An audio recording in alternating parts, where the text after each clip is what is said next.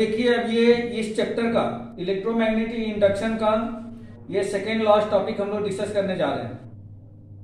ये second last topic है। इसके बाद एक टॉपिक और मिलेगा छोटा सा जो एसी जनरेटर से होगा, और उसके बाद ये चैप्टर फिनिश हो गया आज। इसमें हम लोग पढ़ने जा रहे हैं coefficient of coupling. Coefficient of coupling का मतलब क्या है कि कोई भी दो कॉइल कुल आपस में कितना कपल्ड है। कपल्ड का मतलब ये है कि अगर एक कॉइल में कोई करंट दिया जाता है तो उसके ड्यू टू दूसरी कॉइल में कुल कितना इंड्यूस्ड ईएमएफ प्रोड्यूस हो रहा है, उसी को हम लोग कोफिशिएंट ऑफ कपलिंग कहेंगे। ठीक है बेटा। अब यहाँ पे कोफिशिएंट ऑफ कपलिंग फाइंड करने के लिए यहाँ पे कांस्टेंट का यूज किया जाता है जिसको हम लोग के से डिनोट करते हैं। के से डिनोट करते हैं और के इक्वल टू होता है, के इक्वल टू होता है, पहले ही मैं बता दूं कि के इक्वल टू होता है एम अपान में root under L1 into L2। के इक्वल टू एम अपान में root under L1 into L2। इसका मतलब क्या है, जहां पे के जो है कोफिशिएंट ऑफ कपलिंग को रिप्रेजेंट करता है, एम जो है म्यूचुअल इंडक्शन है, L1 जो है या प्राइमरी कॉइल का सेल्फ इंडक्शन है, L2 जो है सेकेंडरी कॉइल का सेल्फ इंडक्शन है। तो यहां आप लिख लेते हैं where K is coefficient of coupling, coefficient of coupling, capital M is mutual induction,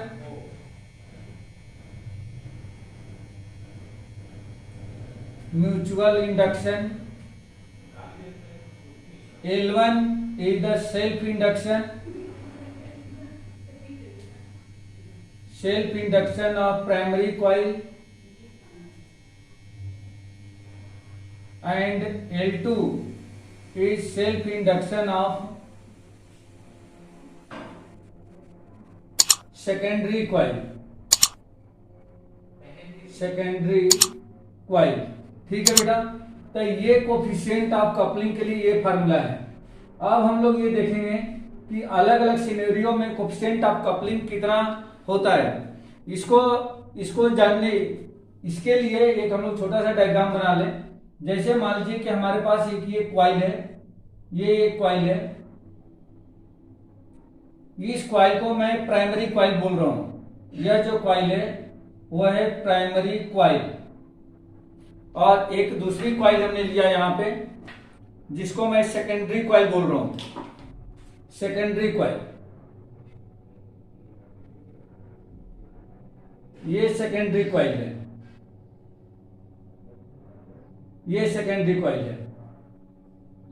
अगर प्राइमरी कॉइल में मान लीजिए कि यहां से करंट आई प्रोवाइड कराया जाता है, करंट आई प्रोवाइड कराया जाता है, तो इस कॉइल से इस कॉइल के एक्सिस के लॉन्ग एक मैग्नेटिक फील्ड प्रोड्यूस होगा, और यह मैग्नेटिक फील्ड सीधे सीधे सेकेंडरी कॉइल के एक्सिस से पास करेगा।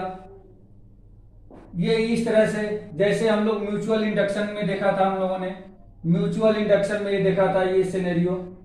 तो यहां पे फर्स्ट प्राइमरी कॉइल में हमने करंट दिया है, और सेकेंडरी कॉइल में इसके ड्यू टू कुछ म्यूचुअल इंडक्शन, यानी कि कोई क्या हो रहा है, एक ईएमएफ प्रोड्यूस हो रहा है जिसको हम लोग इंड्यूस्ड ईएमएफ कहते हैं, और इस फिनोमेना को ही हम लोग म्यूचुअल इंडक्शन करते हैं। ये हमारी प्राइमरी कॉइल है तो इसका सेल्फ इंडक्शन L1 है, ये सेकेंडरी कॉइल है, इसका सेल्फ इंडक्शन L2 है। इस कॉइल को करंट देने के लिए मान लीजिए कि यहाँ पे आपने कोई बैटरी लगा दिया है, इस तरह से आपने कोई बैटरी लगा दिया है, और इस बैटरी से आप यहाँ पे पोटेंशियल प्रोवाइड कर रहे हैं। अब आप ये देखेंगे कि इसके ड्यू टू जो यहाँ पे प्राइमरी कॉइल में जो मैग्नेटिक फील्ड प्रोड्यूस होगा, या मैग्नेटिक फील्ड सेकेंडरी कॉइल से पास करेगा। अगर करंट की वैल्यू को मैं चेंज करता हूं तो क्या होगा, यहां पे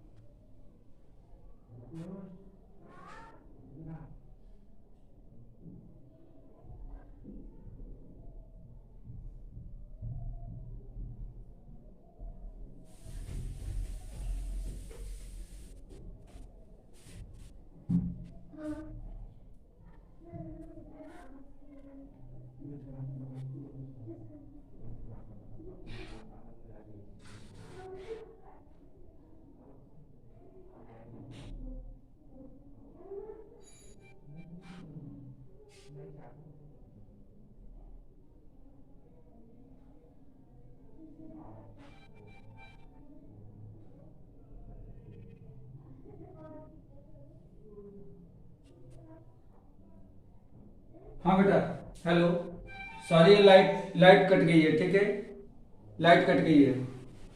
चलिए, तो यहाँ पे हम लोगों ने देखा कि प्राइमरी कॉइल में करंट आई को चेंज करने से इसमें प्राइमरी कॉइल में जो मैग्नेटिक फील्ड है वह चेंज होगी, जिसकी वजह से सेकेंडरी कॉइल में पास होने वाला मैग्नेटिक फील्ड चेंज होगा, और मैग्नेटिक फील्ड के चेंज होने से यहाँ पे मैग्नेटिक फ्लक्स भी चेंज होगा।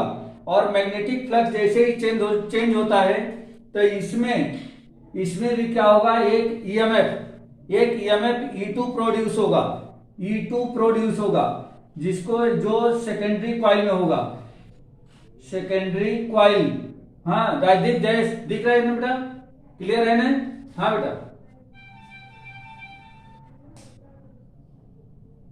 ओके। देखो बेटा, यहाँ पे एक कॉइल हमने लिया है, इसमें हम लोग कोफिशिएंट ऑफ कपलिंग कैलकुलेट कर रहे हैं, जिसका फार्मूला है K = M/√L1 × L2। डायरेक्ट फार्मूले को ही लेना है, इसका कोई प्रूफ नहीं है, ना कोई प्रूफ हमें पूछा जाएगा। ये यहाँ पे सीधे K क्या है, कोफिशिएंट ऑफ कपलिंग है, M जो है म्यूचुअल इंडक्शन है, L1 जो है self induction of the primary coil है, L2 जो है self induction of the secondary coil है। पहली कॉइल में, जिसको हम प्राइमरी कॉइल बोल रहे हैं, उसमें करंट I1 दिया जाता है किसी एक आउटर सोर्स से, और इस करंट की वजह से इसमें एक मैग्नेटिक फील्ड प्रोड्यूस होता है।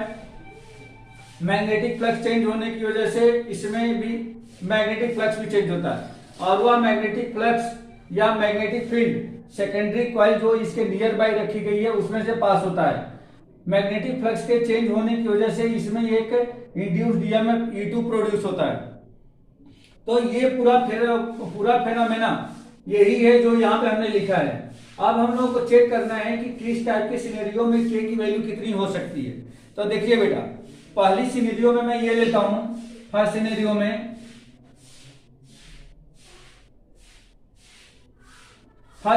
हमने लिया कि दो कॉइल को एक्सियली दो कॉइल हमने एक साथ ले लिया, कोएक्सियली दो कॉइल लिया। जैसे कल हम लोगों ने कोएक्सियली सोलेनॉइड लिया था, वैसे ही एक दूसरी कॉइल हमने इस तरह से ले लिया, जो कोएक्सियल हो। ये इस तरह से हमने एक कोएक्सियल कॉइल ले लिया, जिसका एक सिरा ऊपर तरफ है, दूसरे का सिरा नीचे की तरफ है, ये यहां से। हाँ बेटा बोलो।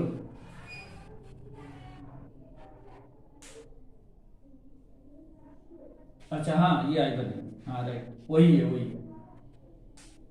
तो यहां पे हमने देखा है कि दो कोएक्सियली हमने कॉइल को जिसके दोनों का एक्सिस क्या है, सेम है, मतलब दोनों एक दूसरे पे लपेट दिया गया है। जैसे मान लीजिए कि यही एक ही पाइप है, होलो पाइप है, इसके ऊपर एक वायर हमने लपेटा, फिर इसी के ऊपर दूसरा भी वायर लपेट दिया, तो एक का हमने सिरा ऊपर कर दिया है, एक का सिरा नीचे कर दिया है।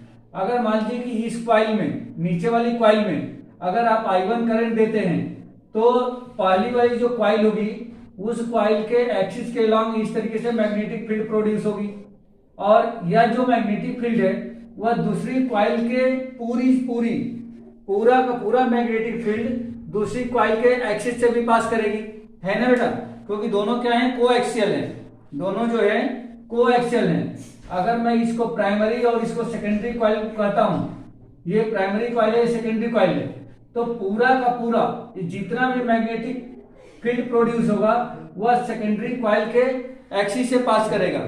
तो ये सिचुएशन में यहाँ पे जो K की वैल्यू मिलेगी, यानी कोफिशिएंट ऑफ कपलिंग या 1 मिलेगी, यानी कि पूरा का जितना 100% कोफिशिएंट ऑफ कपलिंग होगा।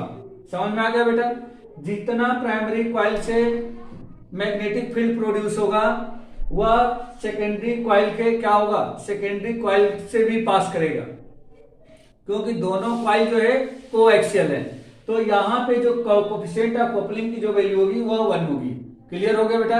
ये समझ में आ गया क्या? ये समझ में आ गया? नहीं समझ में आया? आप इस पे देखो, इस पे ये एक होलो पाइप है, मेटेलिक होलो पाइप है।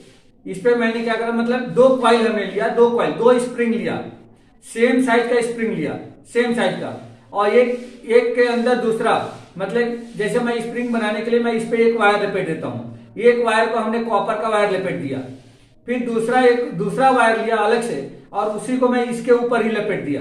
तो दोनों की साइज तो सेम आएगी ना बेटा, दोनों पूरी तरह से दोनों सेम एरिया को कवर करेंगे कि नहीं करेंगे, बोलो करेंगे, ठीक है। अब पहली वाली कॉइल में मैंने कोई करंट दिया, तो पहली वाली कॉइल में जैसे ही करंट दिया तो उसके एक्सिस के अलोंग क्या होगा, एक मैग्नेटिक फील्ड प्रोड्यूस होगा, और वो पूरा का पूरा मैग्नेटिक फील्ड दूसरी वाली कॉइल से भी पास करेगा या नहीं करेगा, क्योंकि दूसरी वाली कॉइल और पहली वाली कॉइल दोनों एक दूसरे को कोइंसाइड की हुई है। बोलो बेटा, जयेश समझ आ रहा है?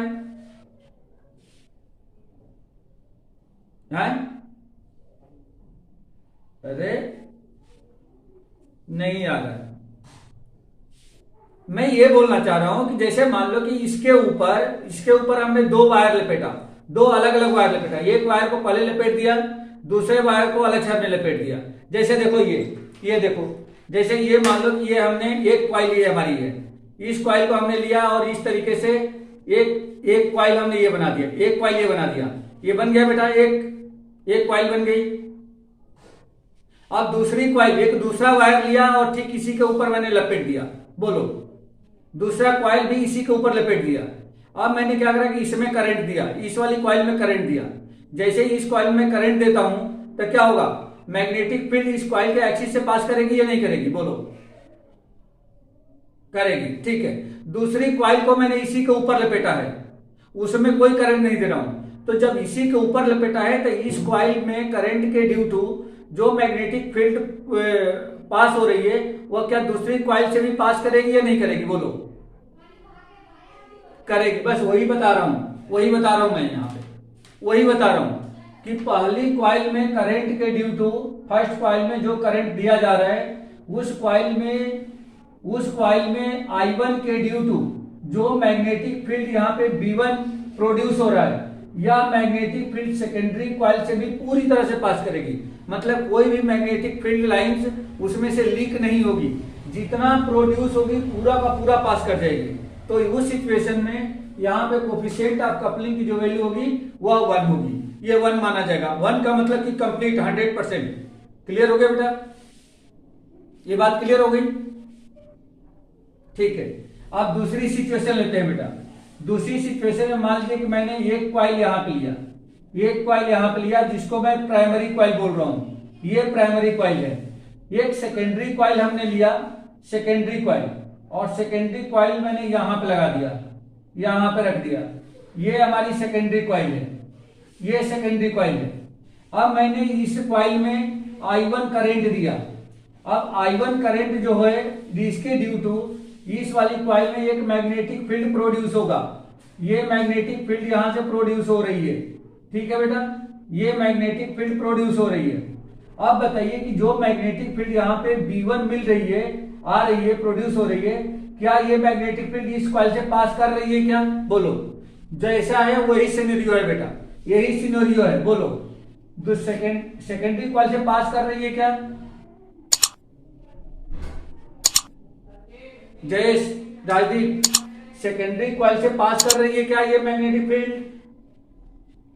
भाई ये कॉइल तो ऊपर है ना, ये कॉइल तो ऊपर है, तो ये तो मैग्नेटिक फील्ड लाइन से निकलेगी तो ऐसे ही चली जाएगी ना, तो उसमें कहां पास कर रही है, सेकेंडरी कॉइल में कहां ये मैग्नेटिक फील्ड पास कर रही है।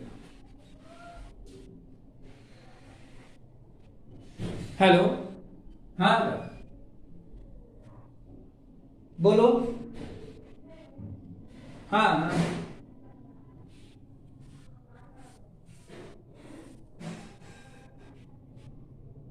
राइट, हाँ वही है कोएफिशिएंट ऑफ कपलिंग का मतलब ये है कि पहली कॉइल से प्रोड्यूस हुआ मैग्नेटिक फील्ड या मैग्नेटिक फ्लक्स, दूसरी कॉइल उसको कितना गेन कर पा रही है, दूसरी कॉइल से कितना पास हो रही है, उसी को हम कोएफिशिएंट ऑफ कपलिंग कहते हैं।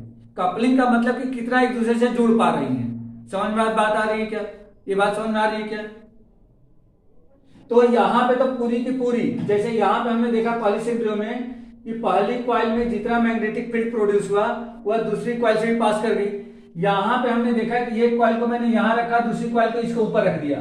अब यहाँ से जो मैग्नेटिक फील्ड प्रोड्यूस हो रही है ये तो ऐसे कैसे निकल जा रही है, इसमें नहीं पास कर रही है। तो यहाँ पे जो कोफिशिएंट ऑफ कपलिंग होगा के की वैल्यू वो 0 के बराबर होगा बेटा, ये 0 होगा, मतलब यहाँ पे कोफिशिएंट ऑफ कपलिंग नहीं है। क्लियर होगी बात बेटा? ये क्लियर हो गया?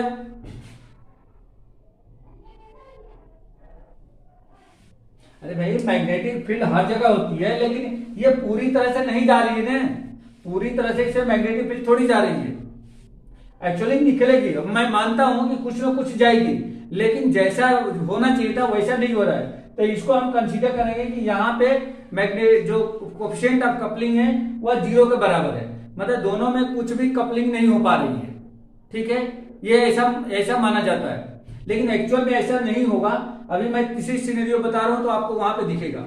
ये समझ में आ गया बेटा? ओके, अब तीसरी सिनेरियो देखिए। तीसरी सिनेरियो बिल्कुल इसके जैसा दिखेगा, इसके जैसा दिखेगा। जैसे मान लीजिए कि एक हमने कॉइल यहां पे लिया, ये हमने कॉइल लिया, और एक दूसरी कॉइल हमने यहां पे ले लिया, ये दूसरी कॉइल हमने ले लिया। अब ये प्राइमरी कॉइल है, ये सेकेंडरी कॉइल है। प्राइमरी कॉइल में आपने I1 करंट प्रोवाइड किया, इसके ड्यू टू इसमें मैग्नेटिक फील्ड निकली, और यह मैग्नेटिक फील्ड कुछ इस तरह से पास कर रही है, ये कुछ इस तरह से पास कर रही है। अब यहाँ पे आप देख सकते हैं कि जो मैग्नेटिक फील्ड B1 में प्रोड्यूस हुई थी वह मैग्नेटिक फील्ड जा तो रही है सेकेंडरी कॉइल में, लेकिन कोई जरूरी नहीं कि पूरी की पूरी जा रही है। जैसे आपने बताया कि चारों तरफ जाएगी, तो भाई चारों तरफ यहाँ से जो प्रोड्यूस होगी ये पूरी की पूरी ये गेन नहीं कर पा रही है, मतलब कुछ जा रही है, कुछ लीक हो रही है। तो इस सिचुएशन में जो K की वैल्यू होगी, इस सिचुएशन में जो K की वैल्यू होगी वह K की वैल्यू 0 से बड़ी होगी, मतलब 0 से ज्यादा होगी। कुछ तो मिलेगा लेकिन 100% नहीं मिलेगा। तो 0 से बड़ी होगी बट 1 से छोटी होगी। कहने का मतलब कि इस इक्वेशन में जो कोफिशिएंट ऑफ कपलिंग है वह 0 और 1 के बीच में आएगा। 0 से बड़ा होगा, 1 से छोटा होगा, ना ही तो पूरी तरह 0 होगा, ना ही 100% मिलेगा। तो एक्चुअल में आइडियल सिचुएशन यही रहती है बेटा। आइडियल सिचुएशन यही है कि जब किसी भी दो कॉइल को पास ले जाया जाता है तो ना ही तो उसमें पूरी तरह से 0 होता है और ना ही तरह से 100% एक दूसरे से कपल्ड हो पाते हैं। तो ये एक्चुअल में सिचुएशन यही बनती है। ठीक है बेटा, क्लियर हो गया? ये क्लियर हो गया?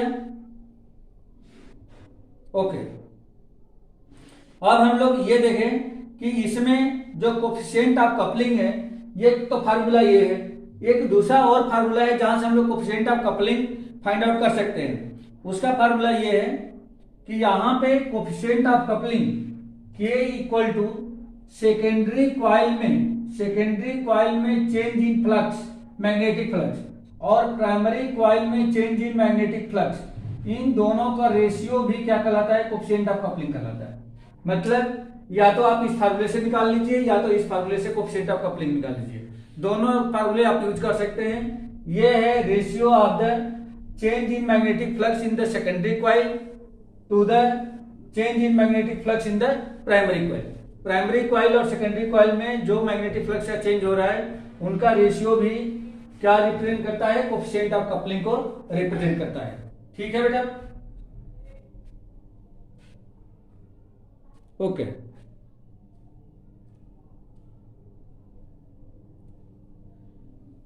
अब इसका नेक्स्ट टॉपिक देख लीजिए। बस ये चैप्टर आज finish. AC generator. Already AC generator हम लोग थोड़ा सा कौन सी क्लास में पढ़े थे? 10th में पढ़ के आए थे ना बेटा, याद होगा। 10th में जनरेटर था।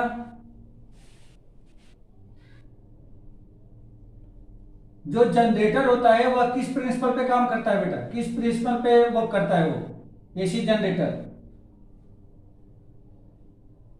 जयेश, एसी जनरेटर किस प्रिंसिपल पे वर्क करता है? यही है इलेक्ट्रोमैग्नेटिक इंडक्शन। किस प्रिंसिपल पे काम करता है वो? इलेक्ट्रोमैग्नेटिक इंडक्शन प्रिंसिपल पे ही एसी जनरेटर वर्क करता है।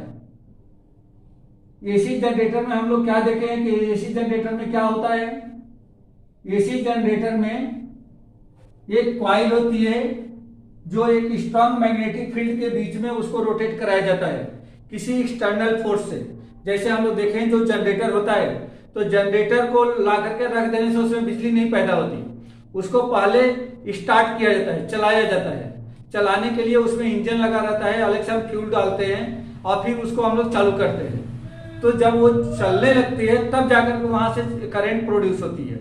तो वहां पे उस जो स्टार्टिंग में जो जनरेटर को हम लोग स्टार्ट कर रहे हैं, इसका मतलब वो एक एक्सटर्नल फोर्स लगाया गया है काहे के लिए, तो उसे कॉइल के अंदर जो कॉइल है मैग्नेटिक फील्ड के अंदर, उस मैग्नेटिक फील्ड में उस कॉइल को रोटेट कराने के लिए चलाया जाता है, जिससे कि मैग्नेटिक फ्लक्स चेंज हो और उसमें से करंट प्रोड्यूस हो।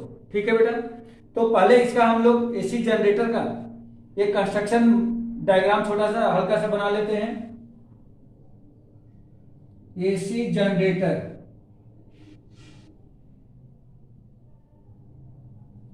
एसी जनरेटर में होता क्या है कि एक पहले स्ट्रांग एक मैग्नेटिक फील्ड इसमें लगाया जाता है। जैसे मान लीजिए कि नॉर्थ पोल है और एक इधर साउथ पोल, मतलब ये दो मैग्नेट्स को इस तरह से लगा दिया जाता है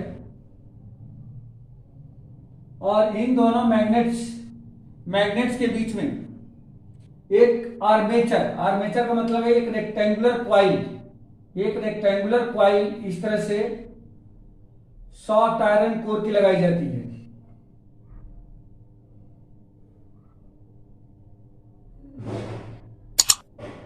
ये ऐसा लगाया जाता है। ठीक है बेटा, यह सॉफ्ट आयरन कोर की एक कॉइल है और इसमें और क्या क्या इंपॉर्टेंट चीजें लगाई जाती है उसको भी हम लोग डिस्कस कर लेते हैं। इसके बाद इसको कनेक्ट किया जाता है जहां से करंट फ्लो हो, क्योंकि ये कॉइल जो है ये मूव कराने रहती है। तो यहाँ पे इसको एक इस तरह से आउटर सोर्स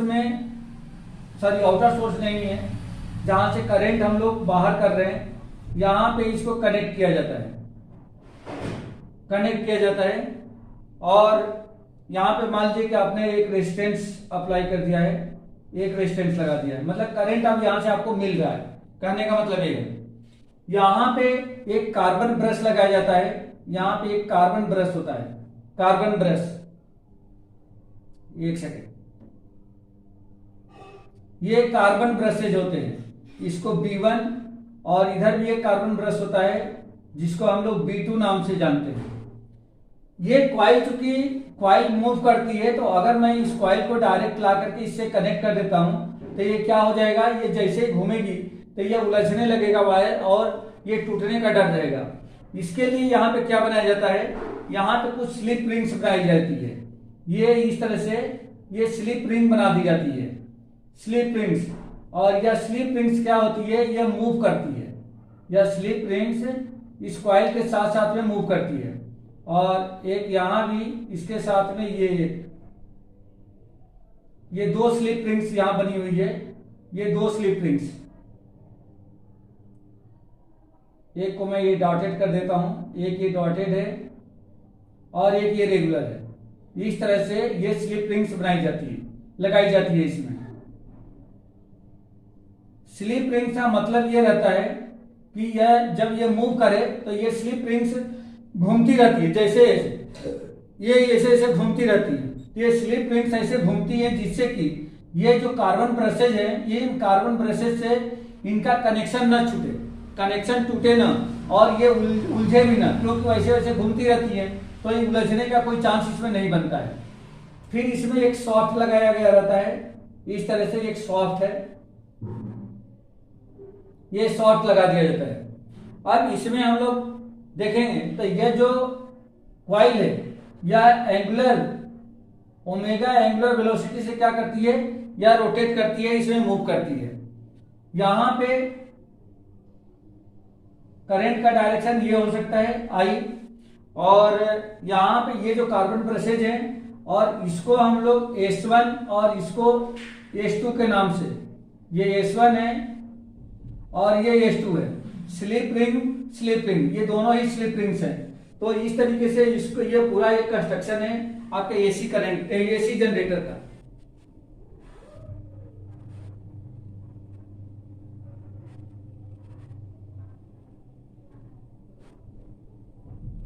आइए जल्दी इधर आओ।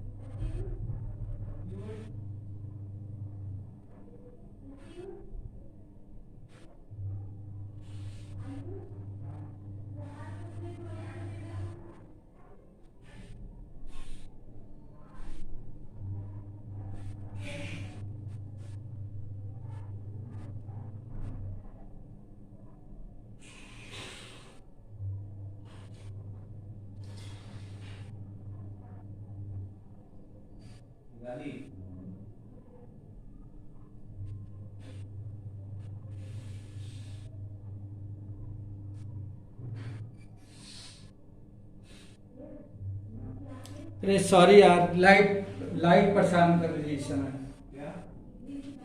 तो देखिए बेटा, यहाँ पे ये जो कॉइल है इस एक्सिस के एंटी क्लॉकवाइज डायरेक्शन में ये रोटेट करती है, और यहाँ पे S1 S2 स्लिप रिंग्स है। ये दो कार्बन ब्रशेज हैं, ये दोनों नॉर्थ पोल और साउथ पोल है, जो एक strong magnetic field north to south यहाँ पे प्रोड्यूस कर रहे हैं। अब इस नॉर्थ टू साउथ जो मैग्नेटिक फील्ड है, इस मैग्नेटिक फील्ड में जो ये कॉइल है ये रोटेट करती है। ठीक है बेटा। अब यहाँ पे हम लोग ये देखेंगे कि अगर ये इसमें यहाँ पे इस कॉइल के और इसके बीच में मैग्नेटिक फील्ड के बीच में कॉइल का जो एरिया वेक्टर है और मैग्नेटिक फील्ड के बीच का यदि एंगल थीटा हो जाए, तो यहाँ पे थीटा इक्वल टू क्या हो जाएगा, थीटा इक्वल टू हो जाएगा omega into T. Omega into T ये हमें मिल जाएगा यहाँ से। अब हम लोग को देखना है कि जब ये कॉइल रोटेट करती है तो इसमें कुल कितना मैग्नेटिक फ्लक्स चेंज होता है। तो मैग्नेटिक फ्लक्स का फार्मूला ऑलरेडी हम लोग जानते हैं कि since magnetic flux phi equal to क्या होता है, तो बी डॉट ए के बराबर होता है, बी डॉट ए होता है, ये मैग्नेटिक फ्लक्स होता है। लेकिन अगर इस कॉइल में टोटल नंबर ऑफ टर्न यदि एन हो, तो ये फाई इक्वल टू कितना हो जाएगा, N B dot A. N B dot A को यदि मैं ब्रेक करता हूं तो N B A cos of theta बन जाएगा, N B A cos of theta. अब चूंकि ये कॉइल रोटेट कर रही है तो इसका एंगल कोई बिल्कुल फिक्स नहीं है कितने डिग्री पे रोटेट कर रही है, क्योंकि ये चेंज होगा। अब यहाँ पे देखना है बेटा कि कौन सी सिचुएशन होगी जब सबसे ज्यादा मैग्नेटिक फील्ड लाइंस इस कॉइल से पास करेगी, और वह कौन सी सिचुएशन होगी जब सबसे कम मैग्नेटिक फील्ड लाइंस इससे पास करेगी। तो इसको एक एक्सपेरिमेंट के थ्रू हम लोग देखें। जैसे मान लीजिए, ये देखिए बेटा, मान लीजिए कि कॉइल है, ये मैग्नेटिक फील्ड है, मैग्नेटिक फील्ड का direction from left to right है, फ्रॉम लेफ्ट टू राइट है। अगर ये कॉइल है, अगर ये कॉइल की पोजीशन ऐसे है, ऐसे, तो मैक्सिमम मैग्नेटिक फील्ड लाइंस क्या करेगी, यहां से पास करेगी, मैक्सिमम मैग्नेटिक फील्ड लाइंस यहां से पास करेगी। लेकिन जब कॉइल घूमते घूमते जैसे जैसे इसे घूमेगी, वैसे वैसे मैग्नेटिक फील्ड लाइंस पास करने वाली कम होती जाएगी, और जब ऐसे आएगी तो उस सिचुएशन में मैग्नेटिक फील्ड लाइन कम से कम पास करेगी। मतलब यहाँ पे क्या हो रहा है, हमेशा मैग्नेटिक फ्लक्स चेंज हो रहा है। फिर जब ऐसे घूमना शुरू करेगी तो फिर मैग्नेटिक फ्लक्स बढ़ना शुरू हो जाएगा। तो एक तरीके से आप ये देख सकते हैं कि यह हमेशा इसमें मैग्नेटिक फ्लक्स क्या हो रहा है, चेंज हो रहा है। मैग्नेटिक फ्लक्स चेंज होने के ड्यू टू इसमें एक इंड्यूस्ड करंट प्रोड्यूस होगा जो ऑलरेडी हमें गेन होती है। तो यहाँ पे उसी को हमें कैलकुलेट करना है बेटा कितना होगा।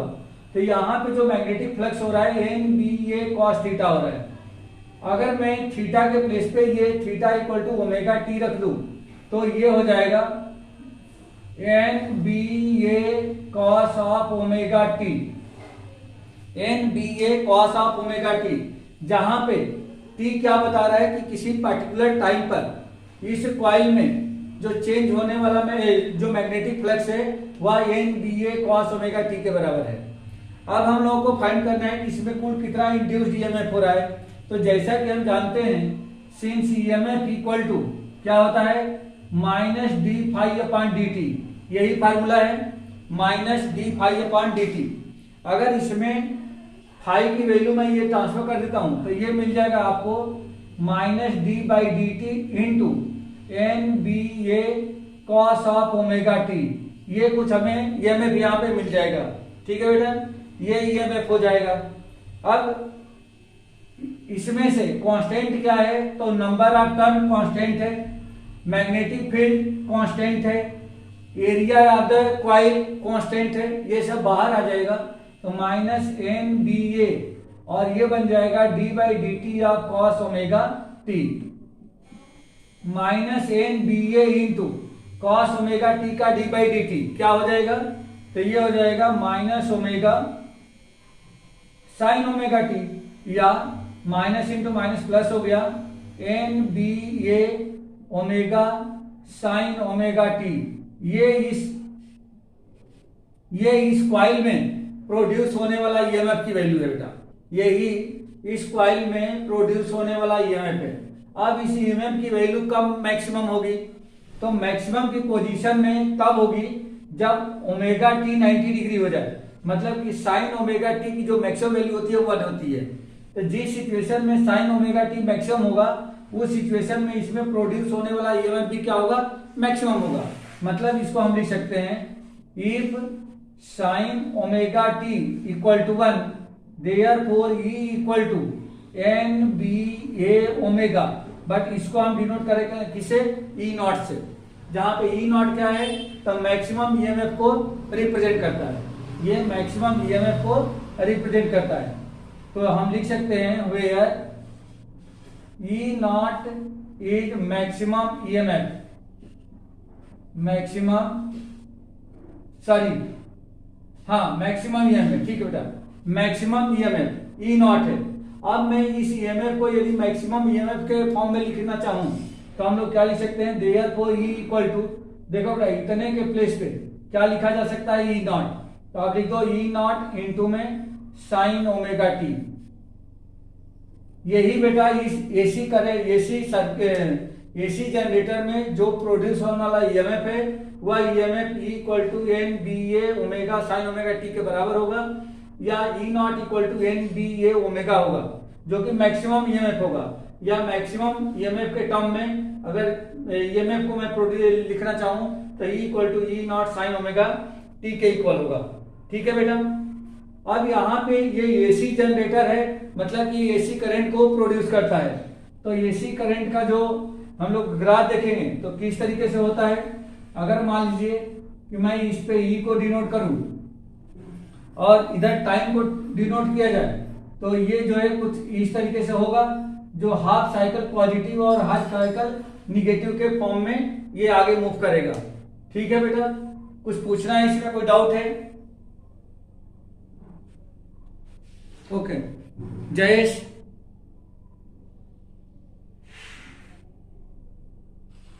ठीक है बेटा, तो इस तरह से आप लोगों का ये चैप्टर फिनिश हो गया है। ठीक है, ये चैप्टर फिनिश हो गया इलेक्ट्रोमैग्नेटिक इंडक्शन।